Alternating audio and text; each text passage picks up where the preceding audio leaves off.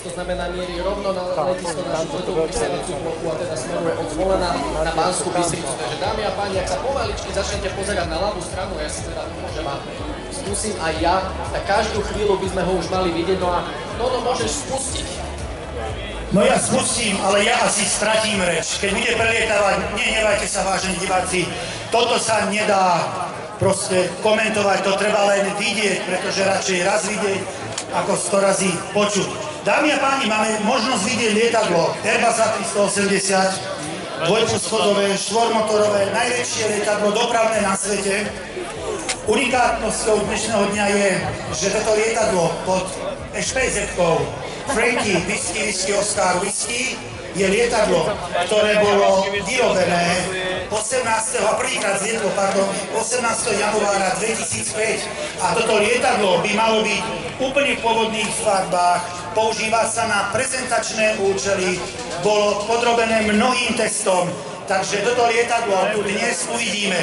Špecialitka Airbusu 380. Prosím vás, tam je všetko špeciálne. Keď už začnem len tým, že štvormotorové veľké dopravné lietadlá používajú na svoje brzdenie revers na všetkých 4 motoroch, tak toto lietadlo z dôvodu toho, aby nenasalo nejaké nečistoty trávu, tak brzdí motormi len vnútornými, takže motorom číslo 3 a 4. No a ja ti do toho ešte skočím, ako si spomenul tie zaťažkávacie testy. Na jeho palube máme aj teda vedúceho alebo veliteľa testovacích pilotov spoločnosti Airbus, ktorý teda, myslím si, že zrealizuje aj ďalších ťažkých zaťažkávacích testov aj tu priamo na leteckej základni Siaž, nakoľko nepôjde iba o prelet, ale trošku tomu aj prikúri. Dámy a páni, pozrite sa na to. Toto je lietadlo jediné, ktoré má šírku, teda rozpätie krídel väčšie ako je dĺžka. Vysunuté klapky, minimálna rýchlosť. Takto sa vám ukazuje Airbus 380 tu na Siaž 2017 na Sliači. Prvýkrát na Slovensku. Dámy a páni, poprosím potlesk. Vysunutý podvozok a teraz plný plyn ťah. Pozrite sa na to. Ťah motorov Trent 900. Ktoré sú bežne používané v tomto lietadle. Ich obchodný názov je RB211, sú výrobkom spoločnosti Rolls-Royce. Pozrite sa, že to plachtí. To je Giant of the Skies, Super Jumbo. Toto si vychutnajte. Myslím si, že toto tak ľahko nebude. Boeingy 747 sme si zistili, že už pristávajú na Slovensku sem tam v Bratislave, ale 380 ešte nie. A práve vy ste tí šťastní návštevníci, ktorí ho vidíte. Pozrite sa, ako krásne sadá do otočky a približuje sa od Banskej Bystrice. Viem si predstaviť tých ľudí doma, čo prežívajú. Ja som pod týmto lietadlom konkrétne bol, keď pristávalo na ostrove Mauritius asi 10 metrov pod podvozkom a keď bolo predo mnou asi kilometr, ja som strnul, ja som sa nevedel hýbať, proste to sa nedá. To sa nedá, keď máte nad sebou stovky tón tejto váhy a tejto prezentácie korporácie európskych firiem a štátov. Ako Tono správne poznamenal, pravdepodobne tak skoro na slovenských letiskách tento stroj neuvidíme, takže rozhodne odporúčame, aby ste si tento záber vychutnali, lebo naozaj predpokladáme, že toto sa takto skoro nezopakuje.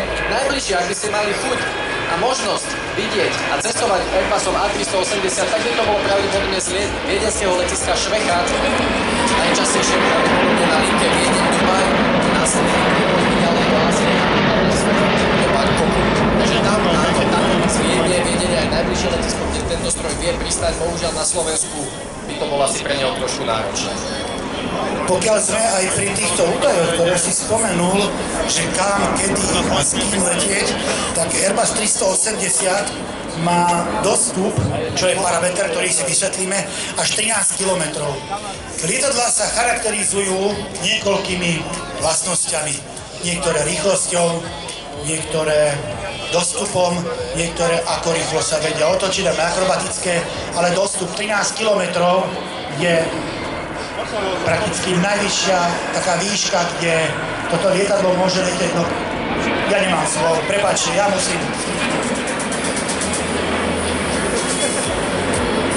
Ono stichne, ale my teda trošku do toho ešte skočíme, nakoľko po našej ľavej strane, smerom teda, keď sa pozeráme na Sencu, po ľavej strane, ako si vstyčovanie vlajok, sa nachádza aj autogramiada. A ja mám už teda pri sebe aj komentátora, teda kolegu, ktorý sa za pár minút alebo nejakú hodinu a pol predstaví. Je to Emrah a je teda členom skupiny, ktorú ešte teda uvidíte, alebo teda účastníka, je to Solo Tour, ktorý teda bude lietať na lietadle F-16.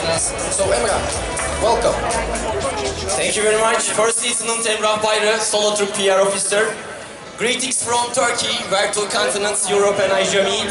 We are coming from very long way for the first time to have display in here. You are looking very lovely. Actually, we are planning to bring perfect coastal weather of Turkey, but rising sunshine here comes for a beautiful weekend. Welcome once again. And our pilot is at the photo sessions right now. You can have free posters and also take pictures with our pilot. Thank you very much.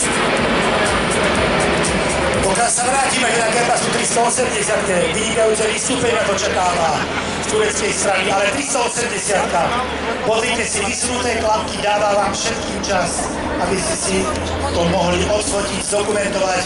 A tak ako povedal môj kolega, asi ťažko to už vidíme. Ale toto lietadlo má aj niektoré prvenstvá, napríklad najdlhšia letecká linka. Predstavte si, že sedíte v lietadle z Dubaju až do Los Angeles 13 420 km. To je 16-17 hodín. No, neviem, či to je dobré, ale určite je to efektívne pre dopravné spoločnosti, kde Emirates spoločnosť je najväčší odberateľ týchto lietadiel.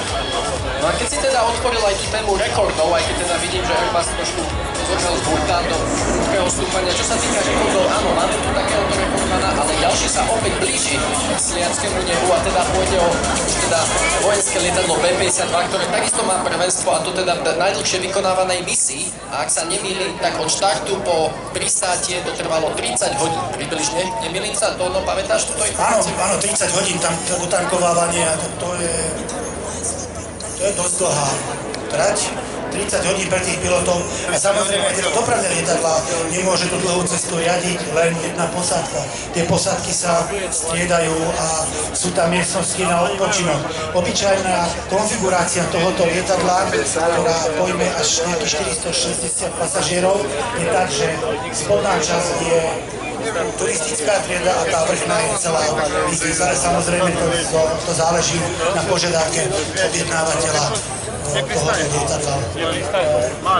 Ten Airbus robí otočný polomerný zákrut, ktoré tu robí, sú možno pre niektoré stíhačky problém pri takejto rýchlosti urobiť.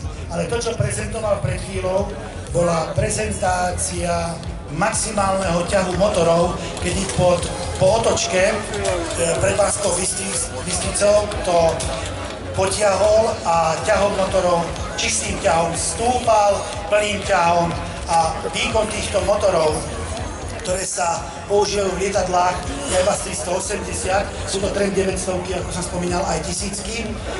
A sám Airbus má modifikácie. Momentálne pripravovaná verzia 1000, ktorá sa predĺží o niekoľko sedačiek, bude v produkcii čo chvíľa. A momentálne Airbus 380 pridáva plyn, aby ukázal aj svoju dynamiku.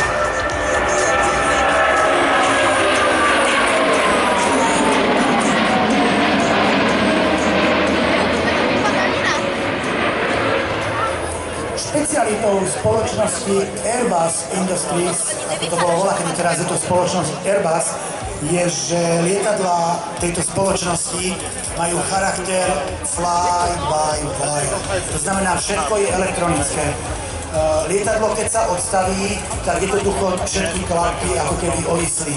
Po naštartovaní či už alternatívneho zdroja energie alebo externého zdroja energie sa zapínajú čerpadlá a celé lietadlo je riadené elektronicky. Toto umožnilo prakticky prvýkrát používať aj systémy typu glass cockpit. Keď sa pozriete na historické lietadlá, vidíte veľa prístrojov analogových. Dnes sa to rieši niekoľkými obrazovkami a tých niekoľko obrazoviek je aj v Airbuse 380. Takže, dámy a páni, po dosiahnutí tejto výšky myslím, asi to odhadujem správne, že je to ukončenie tejto